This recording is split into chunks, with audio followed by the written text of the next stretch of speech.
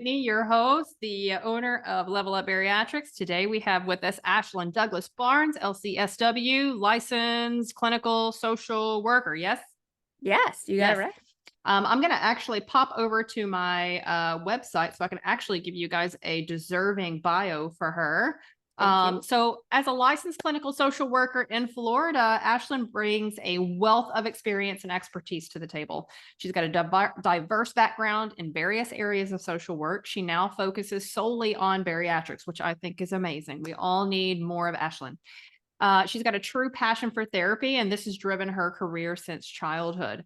Not only does she provide therapy for bariatric patients, but she also takes an active role in training other therapists in the field. Love that. What sets her apart is her personal experience as a bariatric patient. So she's got over 11 years since surgery and a remarkable achievement. She's kept it off. She's kept 100% of her excess weight off. This is challenging. This puts her in a very elite group, as less than 5% of bariatric patients achieve similar long-term success. She acknowledges that her journey to success was not without its challenges. Everybody hear that? Not without its challenges. She went through a process of trial and error, discovering what strategies work and what doesn't.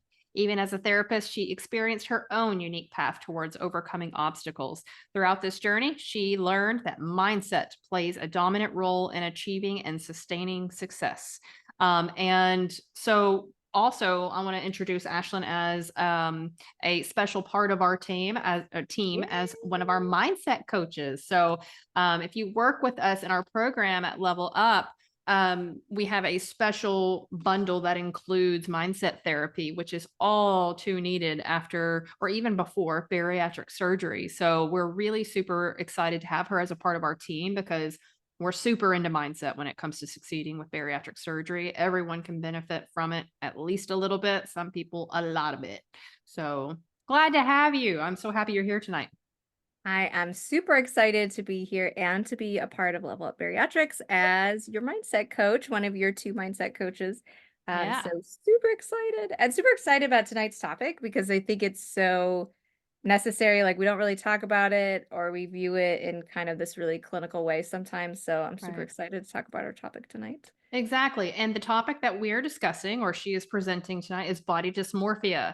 And we're talking about this because of the overwhelming response that we're getting from our Right. clients and our patients about body dysmorphia. So she's going to kind of dive in and tell you what it is, how to identify it, how to cope with it, all kinds of good things. So without further ado, I will leave it to you. That just rhymed, and I didn't mean to. Yeah. For the third time. So, We're goofy here. Sorry, guys. no, I know. It's the first week of the month. The first week of the year, I feel like is always a little like we're getting back to it, but we're still kind of It's in awkward, isn't it? holiday mode. Yeah. Yeah. So, to ensure that I get it all right, I am actually going to have a PowerPoint presentation. It's kind of wordy. It's that way on purpose because sometimes people like to look at this after the fact, and I will make sure that Winnie has it, in case you actually want to read it and the information. So I am going to share my screen and actually from the beginning. All right. So just to ensure everything looks good on your end. Yep. Okay, cool. Perfect. So when you don't see what they see in the mirror, body dysphoria after bariatric surgery, what it is, why it happens, and what to do about it. All right. So what is body dysphoria? Dysmorphia. And I'm going to actually use body dysphoria and body dysmorphia I kind know. of I'm like, have I been saying interchangeably. the wrong thing the whole time? Yeah, no, no, no, no. So clinically we use both terms and Oh, one is like more of a clinical diagnosis, one is like a more generalized. So I'm going to accidentally use it interchangeably. No, it's the same thing. And we're talking about the same thing. And I'm going to talk about kind of that clinical, like the diagnosable kind, and then the kind that most of us experience post-bariatric. So okay. body dysphoria is being extremely preoccupied with a perceived flaw. So this doesn't actually has to be something that is a flaw or other people think is a flaw. It's something you think is a flaw in your appearance that others, or sorry, that I'm blocking my own thing. Yeah, that others can't seem, there's a typo in here, can't see or appears minor. So to other people, they can see the flaw, they can't see the flaw, or when they see it, they don't think it's as major or big as a deal as you do. a strong belief that that defect in your appearance that makes you ugly or disformed. So again, that it's a kind of a big deformity or something a lot more major than the average person would identify at that. Belief that others take special notice of your appearance in a negative way or mock you. So a belief that other people see this thing and take it very seriously, that it is wrong with you. Engaging in behaviors aimed at fixing or hiding that flaw that are difficult to resist or control, such as frequently checking in the mirror, grooming, or skin picking. So there's all different types of this condition. Comparing your appearance to others, frequently seeking reassurance about your appearance from others. So again, you can tell this is like taking over your brain. This is what you're Mhm. thinking about all the time. You're worried about all the time. Cosmetic procedures with little satisfaction, again, because it's perceived and may actually not be reality. Plastic surgery doesn't fix it because the issue is with your mind, not with your actual appearance. And so this one, if you kind of think of some historical ones, maybe like Michael Jackson's nose. So for people of our age, we definitely remember that. It Oh, yeah. actually, he had multiple surgeries and then it actually caved in. And so that was because what he thought he could see was not what we thought we could see, what we saw. And Mhm. so he kept trying to get that surgery to fix it, but there was nothing to fix. And so because he was Michael Jackson, people weren't going to say no, and so they kept trying to do surgery, but it wasn't actually there, so it was just perceived. Mhm. And avoiding social situations due to disliking of appearance. So again, so negatively impacts your life. So one of the big ways we look at diagnosis, like clinically therapist wise, is how does it impact your life? And it has to negatively impact your life in order to actually diagnose something, someone with something, which is kind of confusing for some people because they're like, well, I meet criteria, but it doesn't bother me. And it's like, okay, well, then I can't technically diagnose you with it. So in this case, it has to negatively impact your life. And so you're probably thinking, that doesn't sound like body dysmorphia, how I've always heard of it in the bariatric world. And that's because, and we're going to talk about in a second, that there's different levels of this. And so what we consider subclinical versus clinically diagnosable. And of course, now my clicker is not working. There we go. Additional things to consider. It could be one part of your body or your entire body. So some people struggle with their entire appearance, where other people focus on one thing. And so in a non-bariatric case, we tend to see more parts of the body. So people start to obsess about their nose, about their hips, about how their legs look, how their butt looks, versus the whole body, which we see a little more bariatric wise, is whole body dissatisfaction, but also can be arms is a big one bariatric wise. So what some people see of their arms versus what other people see. And the reason arms are a little tricky, it is really hard, and we're going to talk about this too, to have an actual view of your arms because you're either looking down at it or in a mirror that is a different Right. uh, ways away than the average person sees. And True. so sometimes arms can get thrown in there just because they're really hard from viewpoint. And usually the obsessions interfere with daily tasks or socialization. Again, avoiding, disengaging, spending more time with the obsession, less time with others, even if spending time with others used to be enjoyable. And then we talked about clinical versus subclinical. So this is the clinical criteria. But what I see most bariatric is subclinical. It's something that bothers you, but it doesn't overtake your life. Though I have seen cases that are clinical. They have taken over people's lives and they cannot function the way that they Wow. want to anymore because this is taken over. So most of the time I'm going to see subclinical. And the biggest takeaway that I want everyone to know from this chat is that it doesn't have to be clinical in order to seek treatment. You can seek Right. treatment at any time. Oh, I know why it's doing this. Okay, sorry. I have this timed, and so it's going it's going over because I usually do this at a certain cadence. All good. Like, why does it keep moving forward without me asking? But that one actually works. So why does this happen after bariatric surgery? So people are like, all right, well, what's the deal? I wanted to lose weight. I assumed my body was going to be different. So why can't I accept that my body is different? We don't walk around looking at ourselves. This is the biggest thing that people are like, what? Like, of course that makes sense. I didn't really think of that. So we're often not aware of what we look like, especially with rapid weight loss. It's challenging to keep up with those changes. I'm going to tell a funny story about this in my own life. Often prior to surgery, we got good at not looking at ourselves, so weren't very aware of our appearance to begin with, as it previously caused anxiety, shame, or pain. And we Mhm. don't have accurate numbers on how many people post bariatric. It's not like a thing people love to study, and there's not a lot of money in it. So I don't have actual. I went out to look statistically about like what percentage post bariatric, and I really couldn't find great numbers, or I found numbers and they were all over the place, so none of them felt accurate. So funny story about my own experience. So I had surgery almost 12 years ago. It'll be 12 years this year. So we are talking kind of prior to social media, prior to looking at ourselves all the time. And so I was like 4 or 5 months out, and Torrid used to send hot bucks. So if you spent enough money, so many months later, they'd send you the money, these little hot bucks, and you got that much, kind of like Lane Bryant, like real women dollars, which I don't know if either of those are still a thing. I hope they are because they were like my favorite. So it came in the mail, and I had my hot bucks, and I was like, I'm gonna go to Torrid, and I got my bucks. I drove all the way to the mall. I got all the way in the Torrid, and the lady was like, "Are you buying someone a gift?" I was like, "What is this? I am here to use my hot." She just looked at me. She's like, "Do you have you bought things from our store before?" And I was like looking at her. I was like, "Oh my gosh, I drove all the way to the mall. I can't wear clothes here anymore." Like, but I was so Oh my excited. God. Yeah. I That was is like, hilarious. I think 2 or 3 sizes too small. I could buy bras there, and I did buy a bra there, but, Yeah. and the lady thought it was hilarious, so I told her. She was like, "You don't look at yourself in the mirror now?" I was like, "I realize that's probably crazy." That But the is reality nuts. was there was, routine in that, Yeah. right? So a lot of the things that we do have to do with routines. When I got real buck, hot buck, dollar, whatever they were in the mail, I would go and use them, and so my brain was like, "Yay, my money's here, so I'm gonna go Yeah. use it." I I couldn't use it anymore, but it's one of those things. Even as a therapist, those things happen, and I didn't say, "Oh my god, I'm crazy, I'm losing my mind." Again, this is mindset stuff, right? I'm a horrible person, I just embarrass myself, embarrass these people, blah, blah.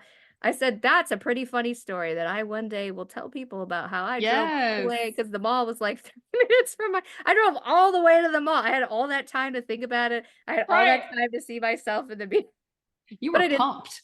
Right, I had a lot of dollars. I had bought out, like, every size 12 pair of pants they had on clearance. I think that's how I ended up with so much of the buck money, because that's a great play. If you need size 12, like, towards where it's at, because I think most people don't realize they carry to size 12, and so No. they always have a ton of it on clearance, so hot tip of Awesome. the day. Good tip. Okay, so what are we gonna do about it? Now we know what it is.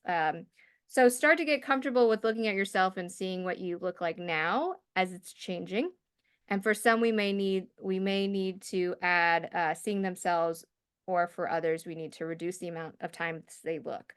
So for some people, if the obsession is looking, then we start to back off of it. If it is that we can't see and we're not seeing, then we actually look at it more to try to Okay. see like where we are now. So if you're not recognizing yourself, we would purposely look at ourselves for 1 to 5 minutes a day at a specific time where we truly see ourselves for who we currently are.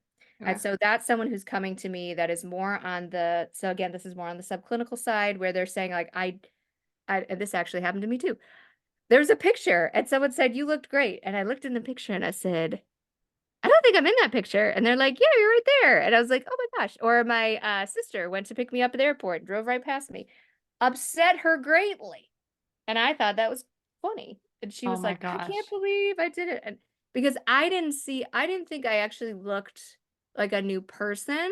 I just felt like I looked like a smaller version of the Yeah. old person. But most Yeah. people felt like I looked like a completely different person. So I had to Yeah. kind of look more. I got really good at not looking at myself. And I actually had kind of reversed where I guess I thought I was smaller than I actually was. Again, this is before social media, and we saw ourselves all the time, and people posted pictures of us without us know, like we're in the background Hmm. or something. So a little bit different time. If you're spending too much time, which this is probably more likely where people are if they're watching this, you want to schedule the time that you're allowing yourself to look and delay until the end of the day, setting a timer and sticking to it. You may need to look at yourself briefly while in the bathroom or something of that nature. Just limit it to a reasonable time and move forward. You may need to start with a larger amount of time, like 30 to 60 minutes, and reduce down if you're initially spending hours. So, in severe clinical cases, we have people that are in front of mirrors for hours a day. So they Wow. cannot move forward to the next thing. So when they get up and go to the bathroom and they pass a mirror, they get almost drawn into it and then they can't get out of the loop. And so for them, we purposefully try, and I'll talk about why we start behaviorally in this because it's kind of different than other mental health disorders. Why we start kind of more behaviorally, because it's a little more easy for us to identify and give you something to do in the beginning while we're working on the why. So other behavioral interventions, drawing yourself and speaking with a trusted friend or partner if it's a realistic view of yourself, allowing yourself to allowing yourself to hear without trying to disagree or talking them out of it. Nowadays, we often will use pictures instead. So we'll have them show me a couple different pictures and I'll ask them, which one do you think you look like the most in reality? And I'll provide feedback to say like, yes, no. So sometimes what happens, and this definitely happened for me, I have this one picture that's kind of like my I've had it picture. It's a terrible angle. I don't think I actually look like that to most people. It was a situation where we were at a place that had this crummy old mattress that was literally like sinking into itself. So I'm sitting in this like sinking in, and someone from above took a picture of me sitting in a Oh, sinking geez. couch. It looks terrible. I look like the Sounds incredible flattering. blob being eaten by a couch. And so when I saw that, I thought, oh my God.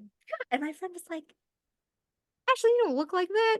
That's the couch. She's like, it's the couch and the angle. So I'm like, oh, okay, okay. But Oh my I was God. like, it's fine. I use that a lot as my before photo because I don't have many, but I have that one. It's from a friend's birthday, I think, in particular. Yeah. So again, you'd actually ask them, oh, we have someone joining us. Oh, it's Gary. Oh, two Oh, people. and Yay. Okay, yay, people joining us. I'm gonna keep going here while oh. people are adding themselves. So again, so back in the day, we used to do this thing where we draw and then we had big paper and you kind of lay on it and we kind of see how unrealistic that's something you should only do under clinical, like with a therapist, because Yeah. you want to make sure one, you're, realistic. So that's why sometimes we'll have people draw themselves or nowadays show pictures and see like, I feel like I look like this one. But I also have these other ones, like, do you think that's accurate? Speaking with a trusted friend or partner to see if what you are having concerns about other people are even noticing or noticing to the level in which which you have decided to disengage. Again, sorry, this is not written great. So speaking with someone to ask them who's trusted, if Yeah. it's something that they notice as much as you notice. I feel like So that would be a difficult one. Like I wouldn't know who to reach out to be like, hey, do you really see this about my arms? Or you know what I mean? Like but you I know know what? if It could somebody be like asked a me that, I'd be business, like, I don't know. but I think it could be like a business person, like your business partner or something where you're making like, hey, do you notice this in reels? Do you notice this in our social media posts? Like, do you think it's distracting? So sometimes I'll help clients figure out other ways of Okay. asking it in a way, but yeah, that one's kind of tough too, Yeah. especially maybe if you don't have a trusted partner at the moment. And or if you feel like sometimes people do have trusted people, but they think they're lying to them. And Yeah. so the act isn't actually um finding the person, it's allowing the idea that you could be wrong. I know that sounds really Okay. weird. So Okay. actually not engaging in trying to talk them out of it because really that's what you're doing in your own head. In your own head, you're trying to talk yourself into it. Yeah. And so by allowing that alternative viewpoint starts to soften some of those beliefs that we believe they have to be true. Hmm. So it has to be true that my arms are really awful and it's just a distraction to other people and they need to be kept away. And like if I had them out, it would bother other people, it would bother me. I can't. So allowing someone to be like, yeah, no, it's hot here in Florida. I definitely think you should not wear a sweater in July. You should be That sleeveless. that doesn't seem reasonable to Right. me. And for you to be like, no, no, no, let me tell you, like it would be a distraction if I didn't do that. Yeah. Because sometimes actually the behavior we're doing is the distraction, which then feeds the loop. So sometimes what happens is I wear the sweater, people are staring at me because it's 98 degrees at Disney in July and I'm wearing a giant sweater.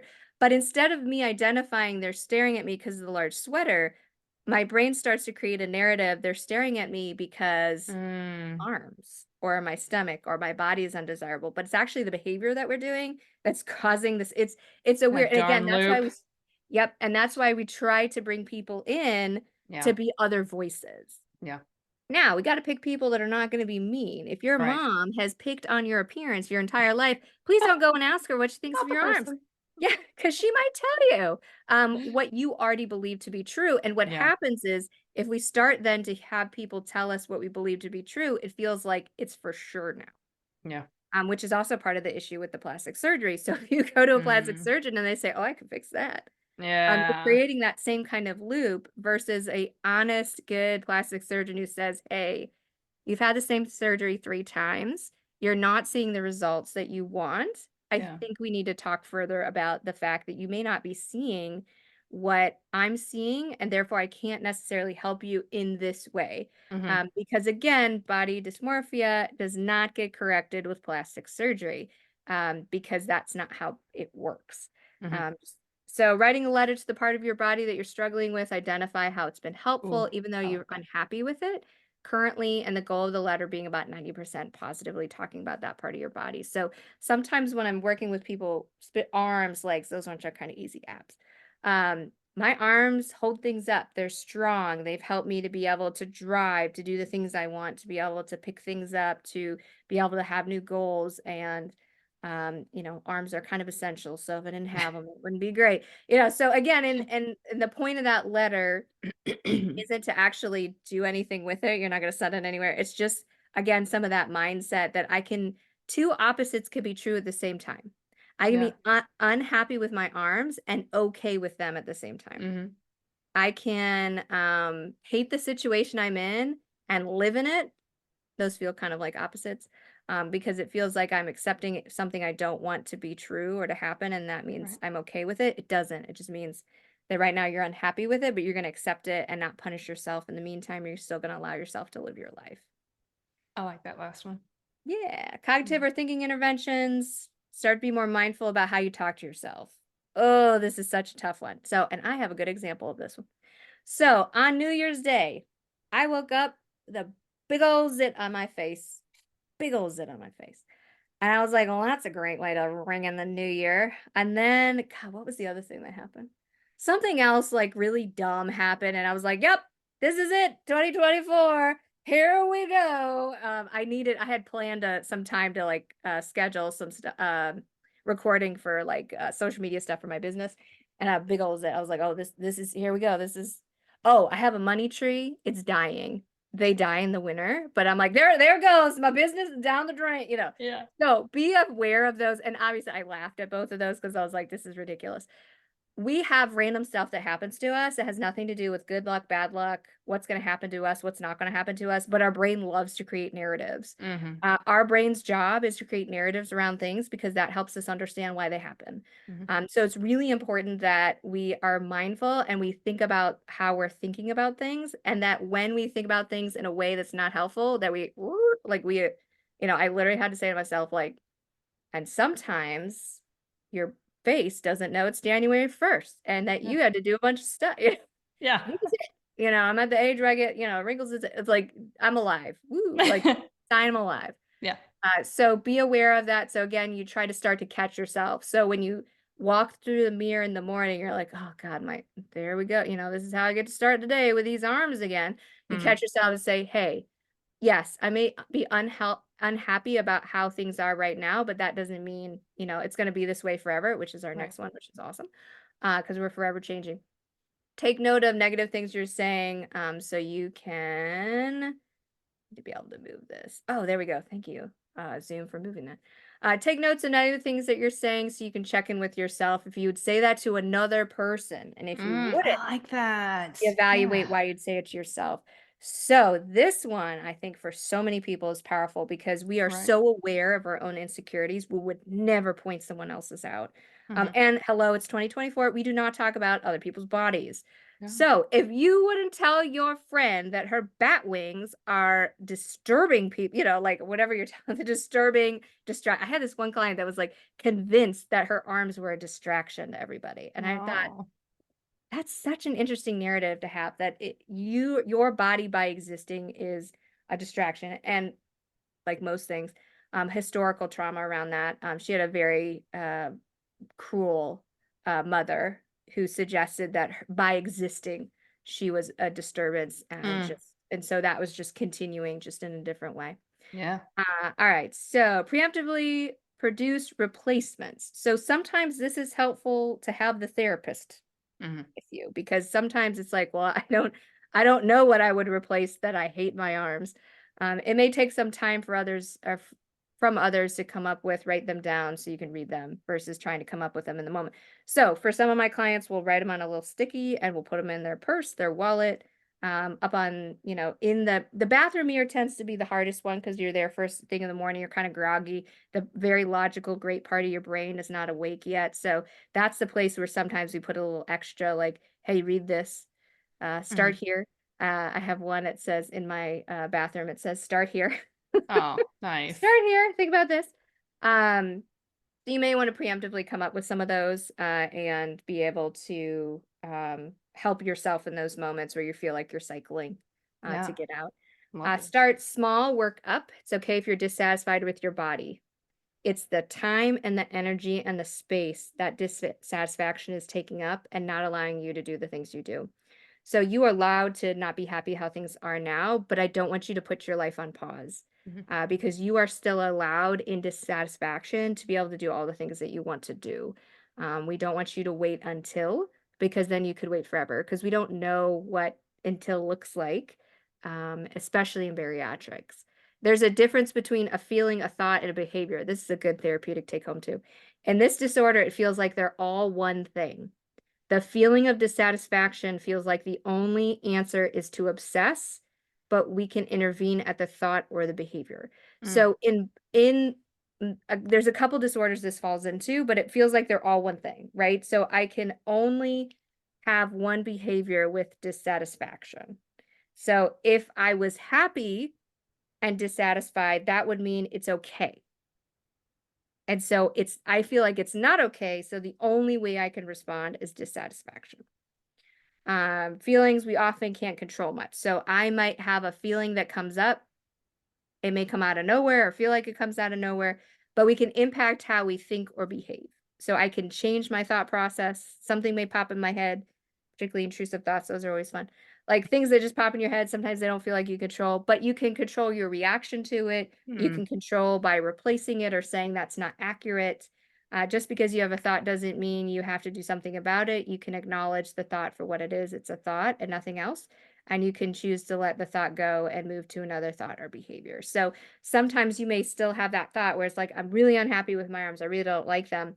And what I tell people, it's not having the thought as the goal. The goal is to recover from it faster. yeah. So recovery is really the goal, not having it. So same thing with behaviors or just any kind of unhealthy thing you're going through and you're trying to change it up. Focus on even like when I'm working with couples, they're like fighting a lot. You're not going to not fight, but I want you to recover from that fight faster. Right. And so that's really what we're going for. Time and acceptance. So good news, over time, most people, their brain will catch up and it will impact them less. This is particularly true for that subclinical, like we talked about. So not meeting full clinical criteria, but your brain will eventually catch up and you'll be able to accept it more, particularly over time. But it's important to work on accepting your body for what it is now. Your body has always changed. It will continue to change, and working on acknowledgement and acceptance of your body will reduce the pain the quickest. So remember, our bodies are always changing. They were always changing before bariatric surgery. They will Mhm. always be changing after. We don't know what we ultimately will get because it's forever changing. But you can choose not to live in the pain. You can choose to move away from it. Again, that's that recovery. Not necessarily that it won't happen, but recovering it from it faster. And of course, perfectionism is the thief of joy. So much of us, because of diet culture and how we grew up, we are told that perfectionism is the only answer because we're already at a disadvantage because it's already our fault we're in a larger body. So the what we've been receiving message wise is if you're not perfect, you're not trying hard enough and it's your fault. So we want to step away from that because it's really not helpful. We cannot be perfect. We can't. I've tried. We can't be perfect. We don't Trust me, want you to I've be tried. perfect. Yeah, we all have tried. Same. It doesn't really work. Yeah. That's how we get into certain things.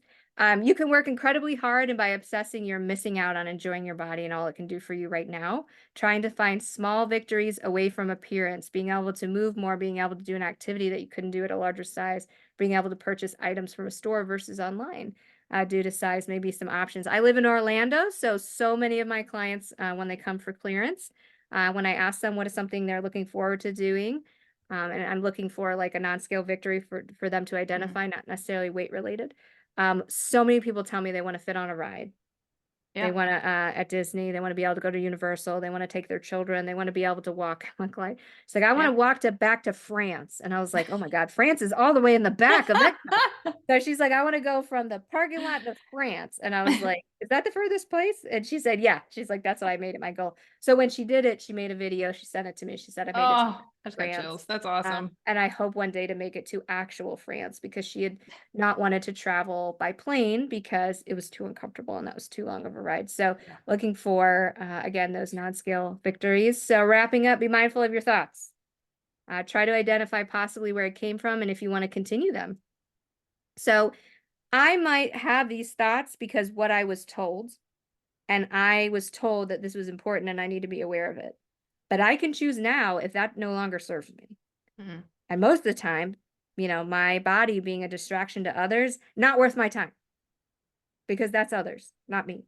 And if my body distracts you or whatever, that's on you, not on me. That's really hard, right? Because we grew up in a society that said it's your fault and it's on you to fix it. And you're the one who needs to, you can't take up too much space. You can't sit there. You can't do, I think a plane is like a great example. Mhm. You need to be able to fit in the seat because if you spill over, it's your own fault. Mm. Like that's what we've been told. Or you get Mhm. punished and you need to buy another seat so everyone else can be comfortable Yeah. and yourself. So how do we start to kind of pull some of that apart to decide like what do I actually want in there? What do I actually want to? And it may be for me that I do feel more comfortable when I have two seats. And I may even continue that even beyond.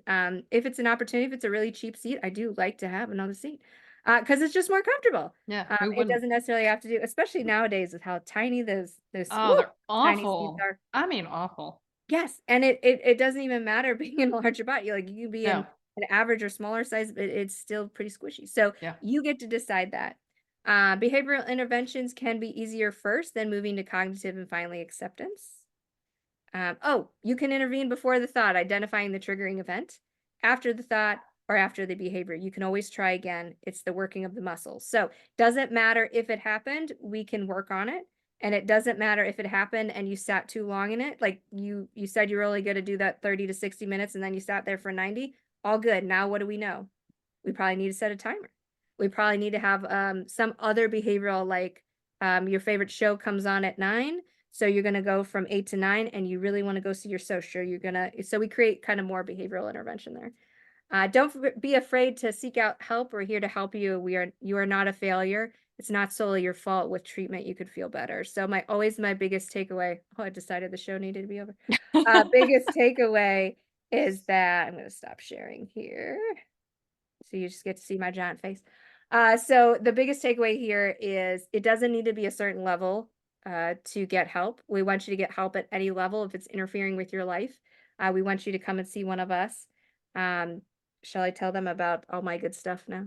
Absolutely. Okay. Whatever you want to share. So let's see. So about 2 years ago, I decided that I wanted to start a bariatric I wanted to get out there and, like, branch out. So I have a private practice, advanced bariatric counseling here in Orlando. And I said, "Well, like, I could stay small and keep doing what I'm doing because that's what I think I'm supposed to do, and I'm just gonna put my head down, I'm gonna see clients." And I said, "Well, I probably wanna do, like, some other stuff, but I don't know quite what." So I started working with a business coach and they were like, "I want you to cold call podcasts. I want you to ask people to take up space because my big thing is like I don't like taking up space. I want you to go out there and take up some space." So I said, "Okay." Like who's gonna let me on their podcast? Like I have no social media file, like, and every single one of them said, "Yeah, you can come on our podcast." So I went on a podcast and it got a lot of views. And so people started, I had no idea how many downloads they had.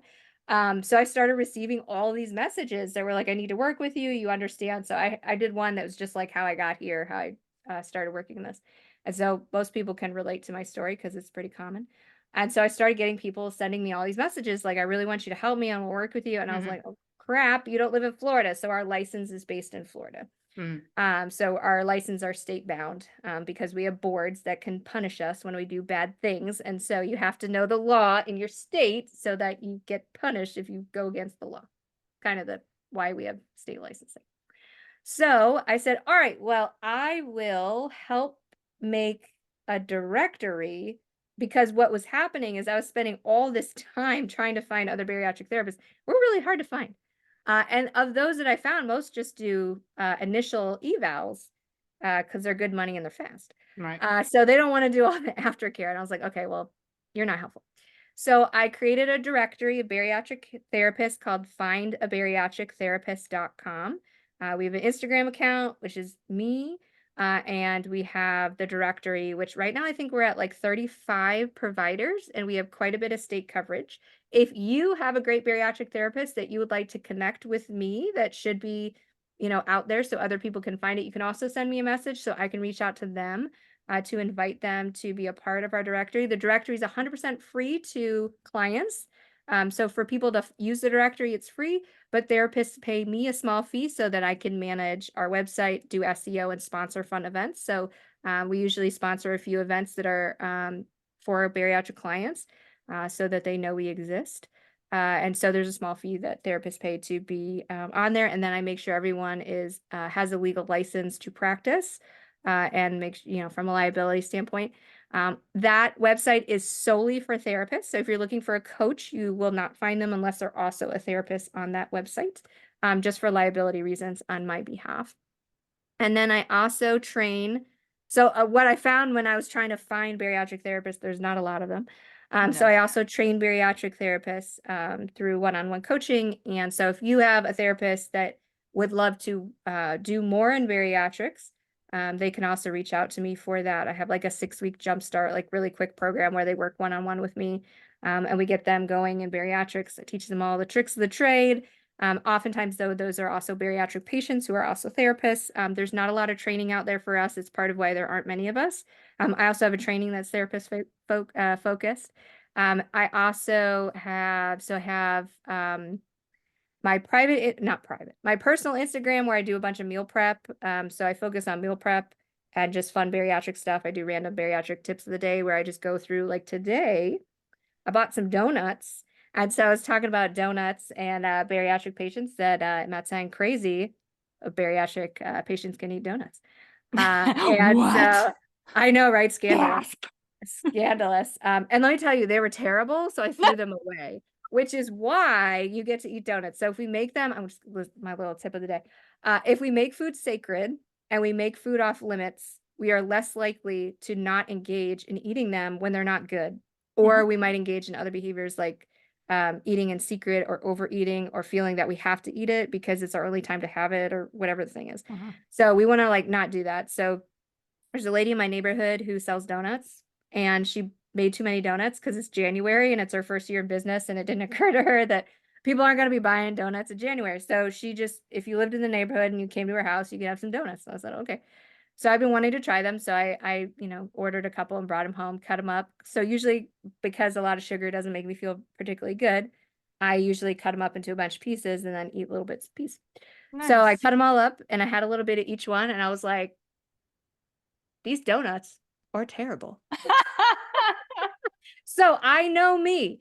If Yeah. I leave them there, I will pick at them anyways. So I was Yeah. like, you know what? I'm just gonna throw these That's away. totally true. Yeah, it really Yeah. is. But I have to get over food scarcity issues that I grew up with where you didn't throw anything away because you might not Yeah. know where you had it. I wasn't allowed to have sugar as a child. Sugar is bad. It's going to kill you. It's what made you fat, blah, blah, blah, blah. So like I had to get That's a over that. podcast we need to do with you. That is the podcast I want to do with you. Not we could do multiple, but that's one because the many times that I heard that in the clinical setting when I would do my assessments, I'm like, Oh, that drives me nuts. oh Or the man. people, therapists who tell, or programs, therapists, anyone telling you get to, I just saw this in a clinic, in a note from the bariatric doctor that said, keep your carbs under 60. I'm going nuts with How? all that. How? I'm How going could you nuts. keep your carbs under 60? Oh. Okay, so Anyway. please don't do that. Because again, even if we make things off limits, then it creates these narratives again in our mind that drive behavior, and Right. usually when it's shame, it drives behavior that keeps us unhealthy. And so again, kind of focusing on some of that mindset stuff, like why I'd have donuts on a what's today, Wednesday in the middle of the day, but also why I'm allowed to throw them out Yeah. when they're not good, and that's not wasting food. That's not wasteful. I'm not ungrateful. I'm not a bad bariatric patient because I eat sugar. Yeah. Because I feel that that mindset shift for me was is why I had long-term or have long-term success. Yeah. Because I remember, so kind of growing up, that was the low fat into the low carb craze. So essentially fat and carbs off. And I remember I had a appointment like post-op, maybe 6 months, and my surgeon, pretty progressive in some of his beliefs, but like he wanted you off protein shakes. And he's like, I told you to get off with them. And I said, oh, I'm not drinking them. No, no, no, no, I'm not drinking. And he goes, I know you're drinking them. I said, how do you know? He's like, your phosphorus is off the chart. So Oh a yeah. byproduct of protein shakes is particularly the kind I was drinking, always knocked off my phosphorus. Yeah. So he knew, and he was like, you're not eating carbs either. And I was like, well, how do you know that? He's like, because I know you. That's how I know that. I said, Because well, I know you. that's true. That's true. I'm not. He's like, you've got to stop this because if you don't eat carbs and then you start eating carbs, you're going to gain weight. Yeah. He's like, so if you Well, I start mean, eating carbs you from the just rehydrate beginning, your body, right? your He's like, cells. if you start eating carbs from the beginning, you'll never fall off the cliff. Yeah. And I was like, whoa. Yeah. Yeah. So he was a integrated carb program. So some programs have you integrate early. Like on day 2, we were integrating Yeah. carbs I was because gonna if you see if perhaps Serena or Gary or Matt, I know you just joined. Thanks for joining. I'm so glad you got to catch the tail end at least and see our faces. But Serena or Gary, I know you kind of joined a little bit later too, but is there anything that you wanted to ask or share or anything that you want to speak about? Because we will let you speak for a moment, uh, being as it's a support group. If you want to speak, just unmute yourselves. We can take a couple minutes to answer anything you might want to ask about body dysmorphia, body dysphoria. you can also put it in the chat box if you're Yeah, not you can comfortable type it in the speaking. chat too if you're not comfortable speaking. Nope. Okay. You can continue to chat. You put it in the notes or type it in. Oh, Oh, I think Serena. I we have couldn't one. I couldn't find my mute button. Okay, I'm a little challenged up here tonight. I love you, No, I Serena. just was listening to everything, but I think that my biggest issue is that like I was in a space of being very comfortable, with my body because like the size I am now is like the size I was in middle school. So like I'm like, oh, I'm really doing something. But I think my biggest thing now has been like kind of combating comments from other people. Like, I had one person tell me like, oh, you're looking good, but your arms, they look terrible. Yeah, they're pretty bad there, right?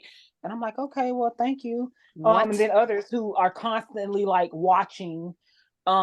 constantly watching, like, are you gaining weight? Are you getting bigger around the middle? You were looking really good. I don't think you were that big. So it's like that's been my thing. And so then I'm like in my head, like looking and checking, and I'm like, no, my Mm, clothes still fit, so I can't be, getting bigger. But it's just for me, just trying to like keep my head out of that space of like what these other people are seeing, because it really Yeah. shouldn't matter as long as I'm comfortable. So I Yeah. think that's been my biggest battle with the body stuff. Yeah, it's interesting you say that because particularly when we struggle with stuff, when other people like confirm it, that's the worst. Because it's like, oh Right. my God, like, am I not seeing what I think I see, or oh my God, everyone else is seeing it too. First off, I'm sorry that you have people in your life that feel like they can say things like that to you. just a Um, grandmother or a sister. No, it's not. One of them was my cousin, and the other one, I guess she could be considered like a grandmother. She's my grandfather's like best friend, and I oh my spend a gosh. lot of time with her No, they're young around enough to her. know it's 2024. We don't say things about people's bodies. Now, it probably came from a little bit jealousy or a little bit of like, you shouldn't be getting better, or, like you should have been okay. I think too, also with like the size acceptance movement, which I think is an awesome thing, but I do think it's hard to sometimes step out of that space to be like, if size acceptance is really about health at all sizes or accepting all body types, that includes smaller body types too. And I think that's kind of a hard realm, particularly like people who are stepping out of, maybe people who are famous on Instagram or had big followings for body positivity, and then they announced that they're having bariatric surgery for different reasons. But I think it is really hard, also to, like, if you're on social media where people little keyboard, what is that called? Keyboard hero, Keyboard keyboard. bullying, those kind of things. Yeah, where they Keyboard like, they would gangsters. never say that to your face, but Mm. they'll say it, and I've had people say you look sick or you're getting too thin. And what I have to remind them and myself is when people think that I look sick, it's because they're used to seeing me a certain way and I look different. And so the brain kind of goes through and it's like, well, why would they look different? Well, they're sick. And so sometimes, or, I've also like aged a little bit, which is normal because I'm getting older. So I think I've had someone say once, like, I have a friend who's like, is really good with fillers. And I'm like, woo, okay. Thank you. But I'm also aging, which is like normal. Yes, I have some weight loss, and that probably is, getting a little melty here. That's okay. But that's part of aging too, and that's normal process. And you can keep your, your opinions of me, or other people's opinions of me are none of my business.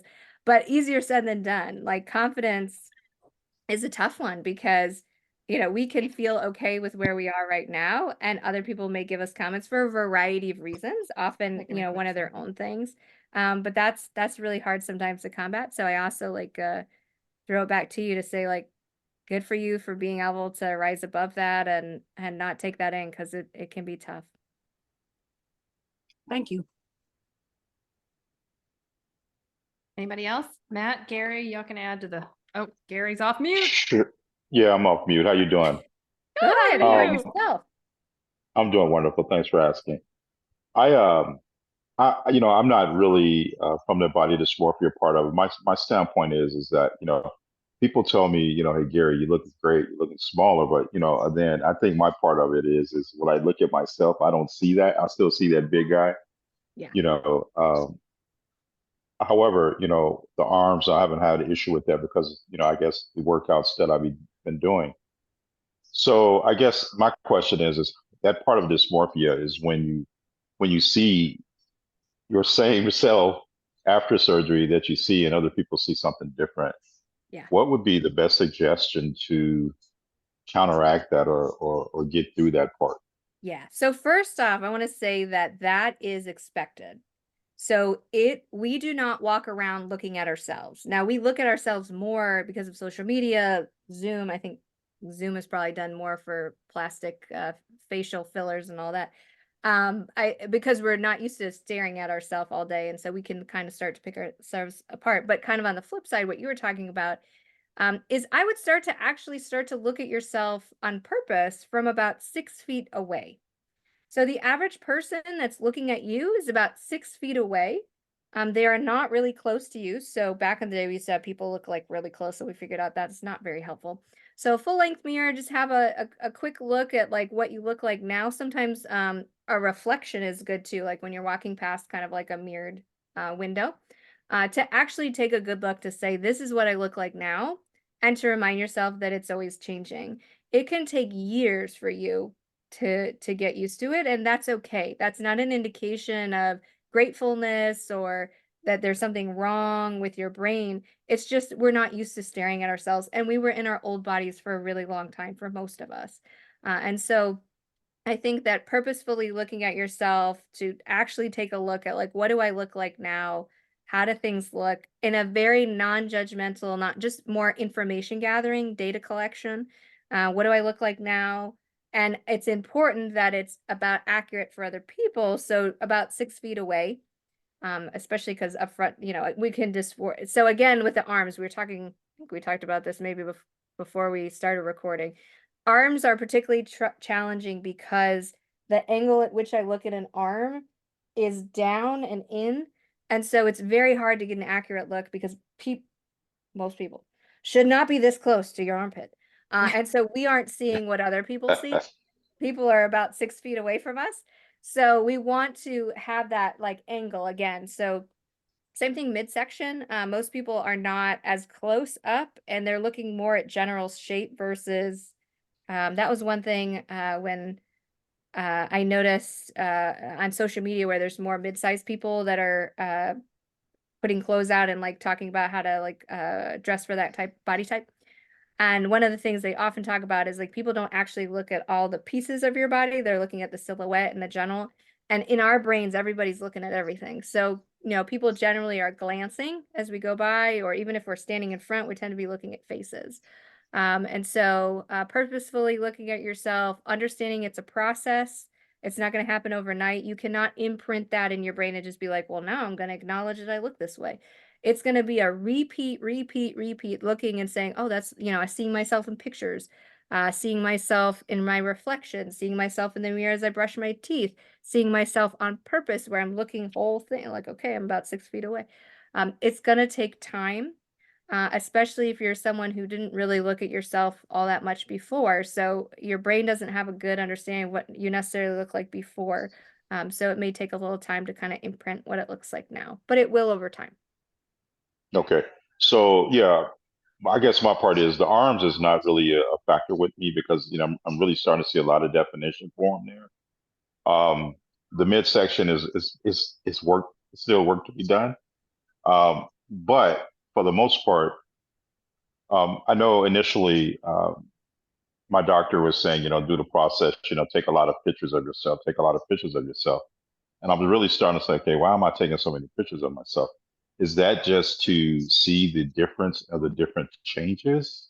Yeah, so it's hard for us to see change over time when we're looking at our stuff consistently. So sometimes when we say this is the first picture and this is where I'm currently at, usually those pictures are to use for comparison to be able to say, Okay. I'm not feeling it today, but let me take a look at that before and after. Oh, wow, I really have made a lot of progress. So I think also usually pictures are taken from 6 feet away, approximately. So you tend to have a better understanding of what people are seeing versus what you're seeing, which is distorted because we're in our bodies. So I Gotcha. think that's probably why the doctor's recommending pictures. But for a lot of people, it's also just on those hard days where they really are in it and they're not feeling it. We do encourage, well, let's take a look at where you came from, where you're at now, and reminding yourself that you're forever changing. So being dissatisfied now may be different in the future. Gotcha. Thank you. You're Love welcome. it. Anybody else want to add anything? We're going to start to wrap it up here. We got 4 minutes. Nope. Yep. Nope. Well, I kind of do want to touch on the Level Up program and your involvement in that, Ashlyn. Okay, you're sharing your stuff there. So Yep. Ashlyn's sharing her Instagram page here. If you would like to work in a comprehensive program like we offer at Level Up, what we do, well, number one, we have a new subscription service. So your subscription service is going to include things like this: support groups, live Q&As, guest master classes, pre-recorded workshops. You'll be the first to know about anything that we have coming up. And that would even include promotions. You also get recipe bundles. So we're hitting on everything in our 3 pillars that have to do with nutrition, mindset, and exercise. And as we continue forward, we'll have different content from some of our mindset coaches, peer coaches, you name it. So our goal at Level Up is to provide you with the most variety of resources as possible. We're not just nutrition. I know everybody knows me as a dietitian, but I'm still a dietitian and I still have a vital role in my own program, but it's not just nutrition. Like we've built 3 pillars upon this program. So we've got me as your bariatric lifestyle coach and dietitian. You also have peer coaches, and then we recently added mindset coaches. So just because Ashlyn is licensed in Florida does not mean that number one, she would not be doing clinical work with you. So what most people even need to begin with is non-clinical work. Like they need to know how to get that, consistent, basic mindset down to even start your journey in a successful way. So I think her role with Level Up is super vital.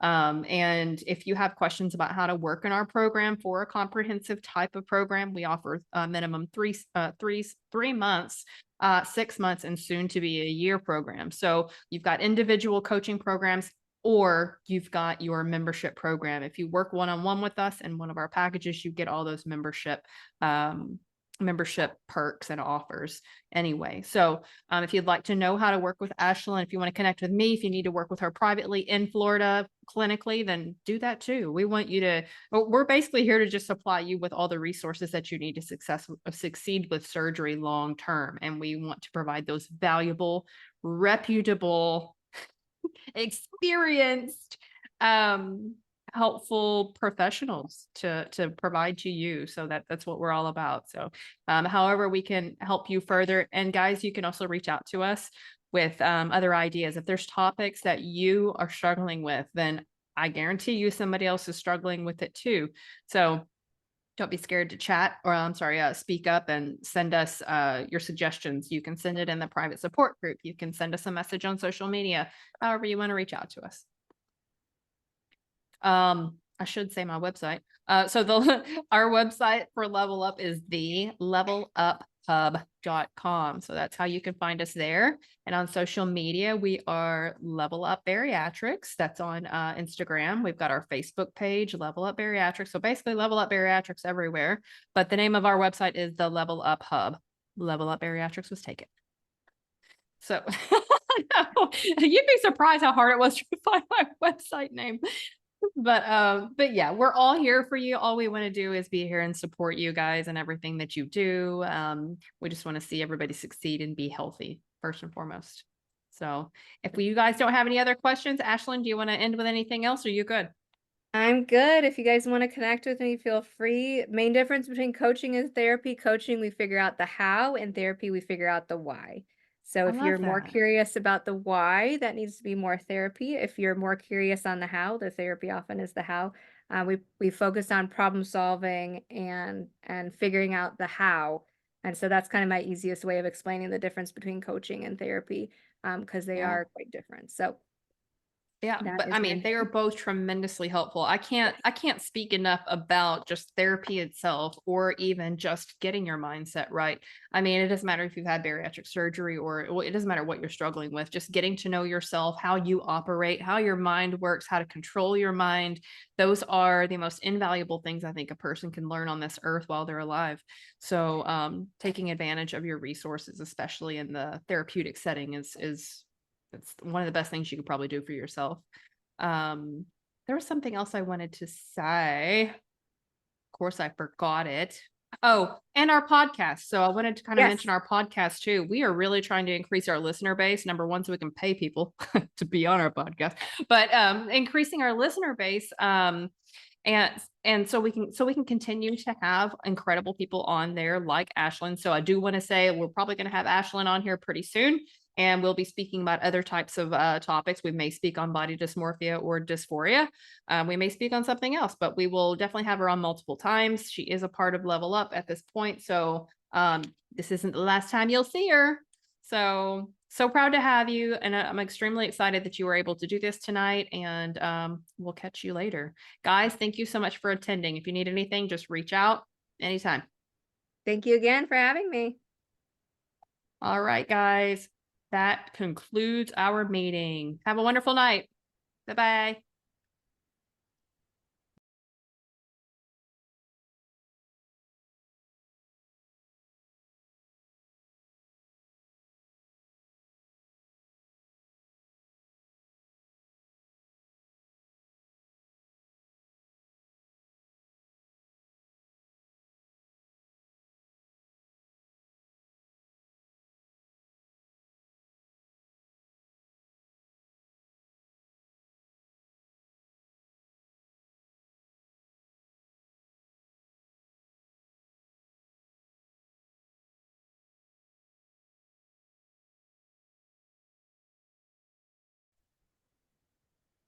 Okay. Hey, everybody in the atmosphere out there.